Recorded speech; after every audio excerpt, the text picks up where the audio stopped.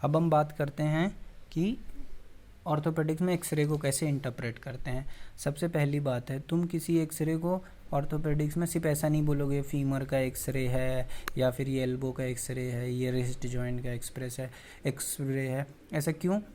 क्योंकि उसमें तुम बहुत और भी सारी चीज़ें देख रहे हो ना, जैसे सॉफ्ट टिश्यू देख रहे हो। मान लो तुमने कह दिया ये एक्सरे है फीमर का, तो तुम्हें और भी तो चीज़ें दिख रही है, जैसे सॉफ्ट टिश्यू दिख रही है, पेल्विस दिख रही है, नी जॉइंट हो सकता है दिख रहा है, हिप जॉइंट दिख रहा है, सैक्रम दिख रहा है। इसलिए तुमको ये नहीं कहना है कभी कि ये इस पर्टिकुलर चीज़ का नहीं करना है, तुम्हें मान लो पूरा उस एरिया का कहना है। फॉर एग्जांपल सिर्फ बोलो ये एक्सरे पेल्विस का, ये एक्सरे थाई का, ये एक्सरे है नी का, नी जॉइंट नहीं सिर्फ नी का, क्योंकि ऊपर नीचे भी तो है ना। ये एक्सरे लेग का, ठीक है, ये एक्सरे शोल्डर का, शोल्डर जॉइंट नहीं बोलोगे, ये एक्सरे शोल्डर का, ये एक्सरे आर्म का, ये एक्सरे फोर आर्म का, ये है एक्सरे रिस्ट का, ठीक है।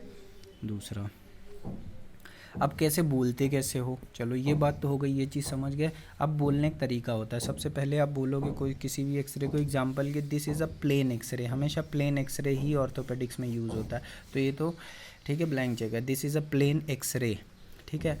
फिर किसका एक्सरे है plain x ray? Right forearm. अच्छा, राइट और लेफ्ट हमेशा, ये मैं भूल गया था बताना कि ये जो आइडियल एक्सरे होता है उसमें लेफ्ट और राइट लिखा रहता है, ठीक है। ठीक है, चलो अब इसमें देख लो। अब आप बता दो this is a plain x ray किस साइड का, उसमें राइट या लेफ्ट लिखा रहेगा हमेशा, ठीक है। तो बोल दो राइट फोर आर्म का, जैसे सिर्फ फोर आर्म का दिया है, फोर आर्म है, और उसके बाद आपका रिस्ट जॉइंट दिख रहा है और एल्बो जॉइंट दिख रहा है, तो बोल दो थोड़ा थोड़ा दोनों जॉइंट दिख रहे हैं, तो बोल दो this is x ray of right forearm. फिर उसके बाद आपको कौन सा व्यू है, लैटरल व्यू, एपी व्यू ज़्यादातर रहता है किसी एक्सरे में, तो आप बोलो lateral AP view of skeletal mature, of skeletal mature है या फिर स्केलेटली इमेच्योर है।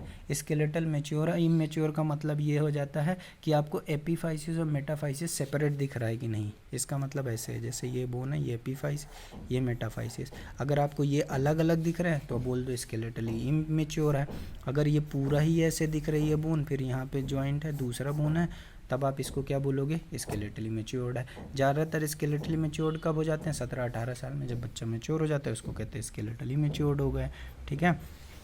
तो ये स्केलेटल मैच्योर है। तो आप सबसे पहले सीधे सीधे बोलोगे अबाउट एक्सरे, एक्सरे के बारे में सबसे पहले क्या बोलोगे, this is a plain x ray of right forearm, lateral and AP view of skeletally mature, या फिर अगर इमेच्योर है तो स्केलेटली इमेच्योर चाइल्ड का बोल दूँगा, ठीक है।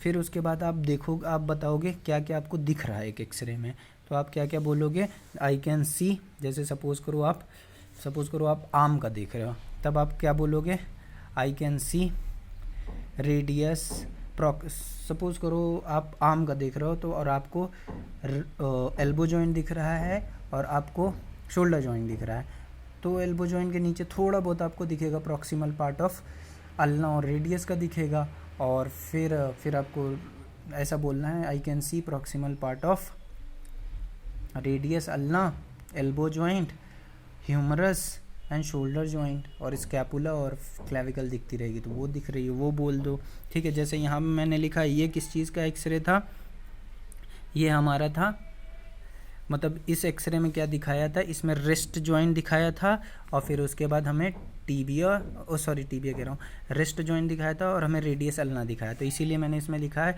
I can C radius ulna, distal end उनका दिख रहा है, और रिस्ट जॉइंट दिख रहा है, और कार्पल बोन दिख रही है, ठीक है, मेटाकार्पल दिख रहा है, मेटाकार्पल दिख रहा है। फिर उसके अंदर फिर आप बताओगे क्या एबनॉर्मेलिटी है उस एक्सरे में।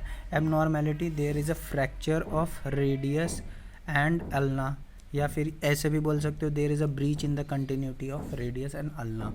जब ये बता दोगे एबनॉर्मेलिटी, ठीक है, दो चीज़ हो सकती है, एक डिस्प्लेस फ्रैक्चर हो सकता है, एक अनडिस्प्लेस फ्रैक्चर होता है। डिस्प्लेस फ्रैक्चर बोले तो ये ऐसे और फिर ये ऐसे हो गए, ये डिस्प्लेस फ्रैक्चर। अनडिस्प्लेस फ्रैक्चर बोले तो ये एक दूसरे के ऊपर रहेंगे, ठीक है। तो आपको डिस्प्लेस अनडिस्प्लेस फ्रैक्चर को एक्सप्लेन करना है, ठीक है। अनडिस्प्लेस डिस्प्लेस फ्रैक्चर करता है, जैसे एग्जांपल के तौर पे, हाँ, डिस्प्लेस्ड है, किस तरफ डिस्प्लेस है, आप डॉर्सली डिस्प्लेस है कि वेंट्रली डिस्प्लेस्ड है, ठीक है। फिर उसके बाद आप एंगुलेशन बताओगे, एंगुलेशन का क्या कॉन्सेप्ट है, ठीक है। फिर उसके बाद किस तरफ डिस्प्लेस्ड है वो बताओगे, फिर आपको एंगुलेशन या टिल्ट बताना है। एंगुलेशन का मतलब क्या हो जाता है दूसरे वीडियो में बात करते हैं, ठीक है।